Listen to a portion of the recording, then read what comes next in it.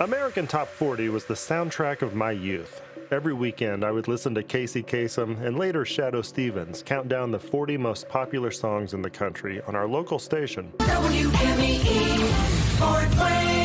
Every week, the show would include the announcement, American Top 40 is produced in Hollywood, coming to you from Hollywood. In Hollywood. American Top 40 in Hollywood. In Hollywood. Produced in Hollywood, Hollywood, California. Originates in Hollywood. From Hollywood. American Top 40 is produced in Hollywood, Hollywood, California. American Top 40 in Hollywood. But where in Hollywood? Did they have their own studio?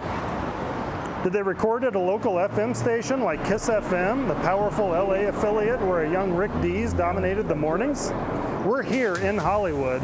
Let's find the places that American Top 40 called home.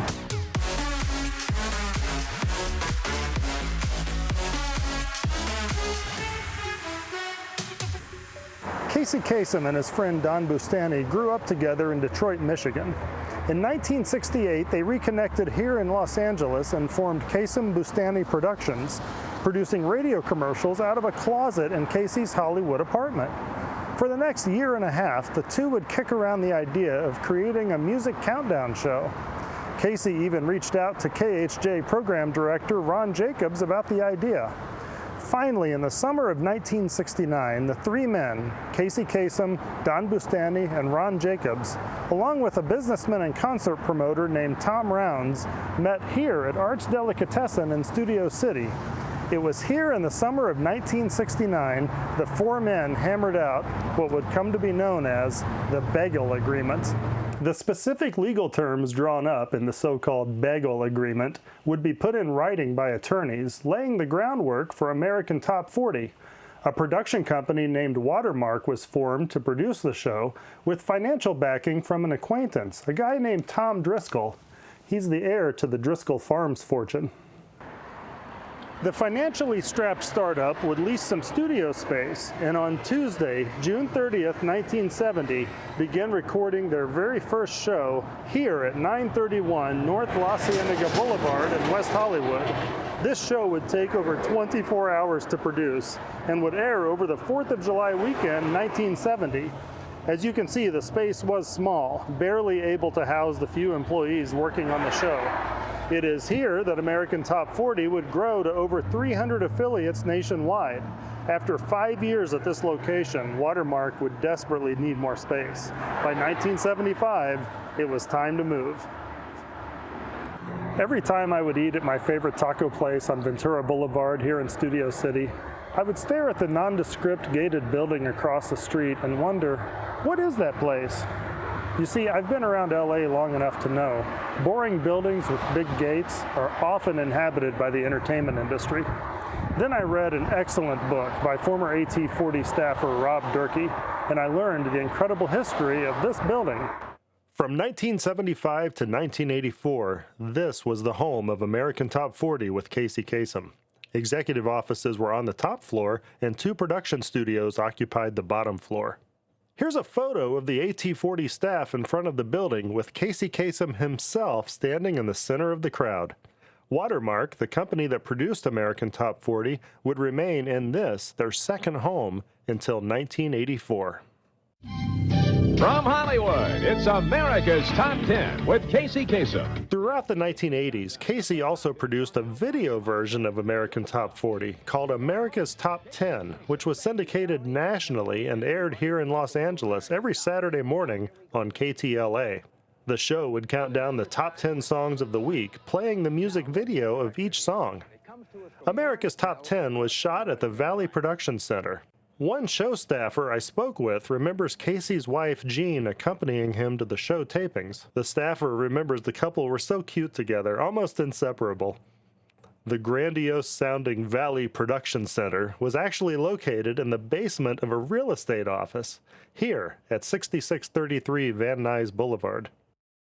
In 1982, Watermark would be purchased by ABC.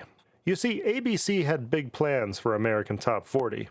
ABC wanted to dominate the American radio airwaves with a 24-hour network called ABC Super Radio.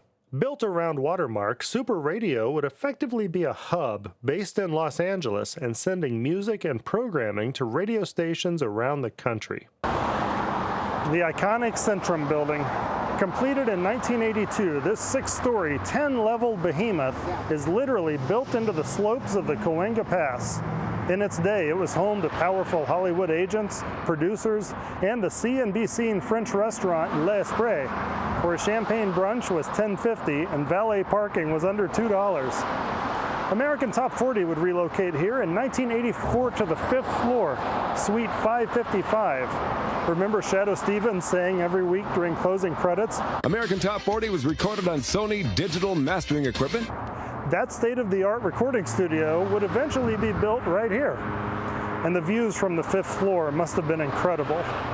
However, AT40 would enter some tumultuous years following the move to the Centrum building.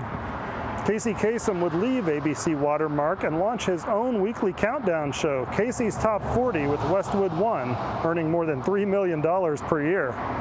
Successful program director and super DJ and actor Shadoe Stevens would get the job, but he would be micromanaged and never be able to make American Top 40 his own. Now, a quick note if you're familiar with that famous Casey Kasem Dead Dog recording. I want somebody to use his brain to not come out of a record that is that's up-tempo, and I got to talk about a dog dying. Legend says the outtake happened around the time Watermark was relocating from Ventura Boulevard to the Centrum building a half a mile down the road. Casey's Studio A was in the process of being moved, so his show was being recorded in the smaller Studio B at the old place. The discomfort of being in the smaller backup studio and things not being exactly as he liked them probably didn't help his mood that day, which contributed to the famous outtake.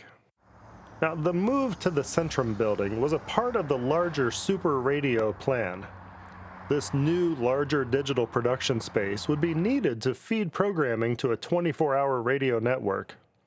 But it would turn out Super Radio was 10 to 15 years ahead of its time.